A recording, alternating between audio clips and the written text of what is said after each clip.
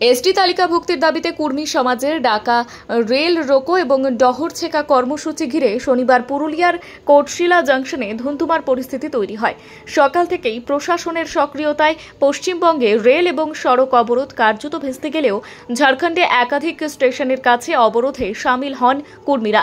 বিকেল 3টের পর কোটশিলা জংশন ঘিরে ধরে আন্দোলনকারীরা। প্রথমে পুলিশ তাদের সরাতে গেলে বচসা থেকে ধস্তাধস্তি শুরু হয়। পরে লাঠিচার্জ এবং টিয়ার গ্যাস ছুড়লে আন্দোলনকারীরা রেল লাইনের পাথর তুলে পাল্টা হামলা চালায়। প্রায় আধ ঘন্টা ধরে পাথর বৃষ্টি চলার পর পুলিশ অবরোধকারীদের রেল লাইন থেকে হটিয়ে দেয়। এতে আহত হয়েছেন বেশ কয়েকজন পুলিশ কর্মী। বর্তমানে এলাকায় ব্যাপক পুলিশ মোতায়েন রয়েছে। আন্দোলনকারীদের খোঁজে তল্লাশি চলছে।